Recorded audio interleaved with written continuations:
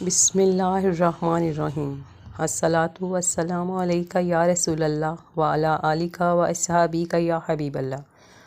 ناظرین، آج کی ویڈیو میں ہم بنی اسرائیل کی سرکشی اور ان پر طاعون کا عذاب کیسے آیا اس کے بارے میں جانیں گے۔ جب میدان طیہ میں بنی اسرائیل نے یہ خواہش ظاہر کی کہ ہم زمین سے اگنے والے گلے اور ترکاریاں کھائیں گے، تو ان لوگوں کو حضرت موسیٰ علیہ السلام نے سمجھایا کہ تم لوگ من و سلویٰ کے نفیس کھانے کو چھوڑ کر گیہوں، دال اور ترکاریوں جیسی خسیس اور گھٹیا غذائیں کیوں طلب کر رہے ہو؟ مگر جب بنی اسرائیل اپنی ضد پر اڑے رہے تو اللہ پاک نے حکم دیا کہ تم لوگ میدان طیہ سے نکل کر شہر بیت المقدس میں داخل ہو جاؤ اور وہاں بے روک ٹوک اپنی پسند کی اور من بھاتی غذائیں کھاؤ، مگر یہ ضروری ہے کہ تم لوگ بیت المقدس کے دروازے میں کمال ادب و احترام کے ساتھ جھک کر داخل ہونا، اور داخل ہوتے وقت یہ دعا مانگتے رہنا کہ یا اللہ تو ہمارے گناہوں کو معاف فرما دے تو ہم تمہارے گناہوں کو بخش دیں گے۔ مگر بنی اسرائیل جو ہمیشہ سے سرکش اور شرارتوں کے عادی اور خدا کی نافرمانیوں کے خوگر تھے، بیت المقدس کے قریب پہنچ کر ایک دم ان لوگوں کی رگش شرارت بھڑک اٹھی، اور یہ نافرمان لوگ بجائے جھک کے داخل ہونے کے اپنی سرینوں پر گھسیٹتے ہوئے دروازے میں داخل ہوئے، اور معافی کی دعا کے بدلے ایک دانہ ہے ایک بال میں کہتے ہوئے اور مذاق و تمسخر کرتے ہوئے بیت المقدس کے دروازے میں گھستے چلے گئے۔ طاعون کی بیماری۔ فرمان ربانی کی اس نافرمانی اور حکم الہی کے ساتھ تمسخر کی وجہ سے ان لوگوں پر قہر خداوندی بصورت عذاب نازل ہو گیا کہ اچانک ان لوگوں میں طاعون کی بیماری وبائی شکل میں پھیل گئی،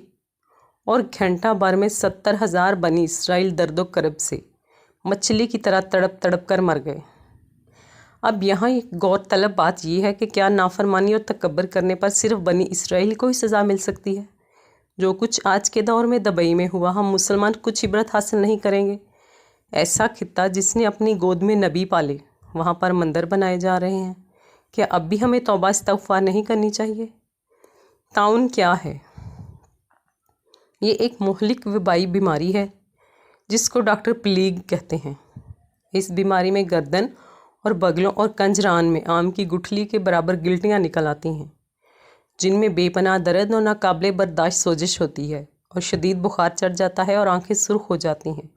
اور دردناک جلن سے شعلے کی طرح جلنے لگتی ہیں، اور مریض شدت درد اور شدید بے چینی اور بے قراری میں تڑپ تڑپ کر بہت جلد مر جاتا ہے۔ اور جس بستی میں یہ وبا پھیل جاتی ہے، اس بستی کی اکثر آبادی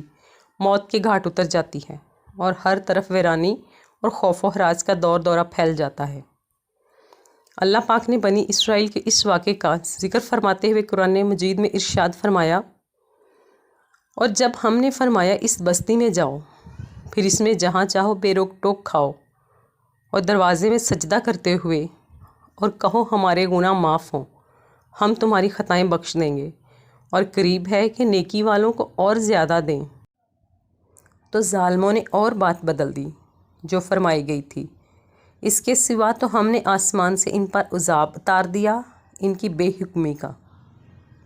درس ہدایت۔ اس واقعے سے معلوم ہوا کہ خداوند قدوس کی نافرمانی اور احکام ربانی کے ساتھ تمسخر و مذاق کرنے کا کتنا بھیانک اور کس قدر ہولناک انجام ہوتا ہے، کہ آخرت کا عذاب تو اپنی جگہ برقرار ہی ہے، دنیا میں بھی قہر الہی بصورت عذاب نازل ہو جاتا ہے،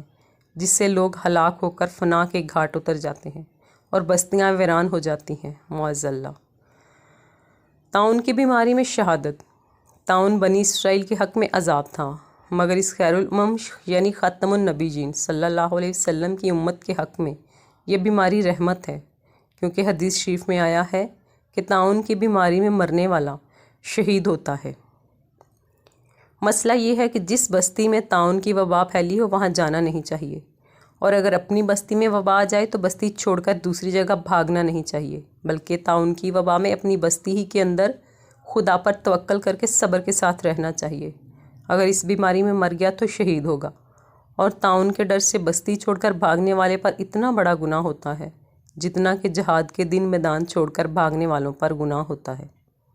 اس لیے ہرگز ہرگز بھاگنا نہیں چاہیے، بلکہ اس بیماری میں صبر کے ساتھ اپنی ہی بستی میں مقیم رہنا چاہیے، اس پر خداوند تعالیٰ نے اجر و ثواب کا وعدہ فرمایا ہے۔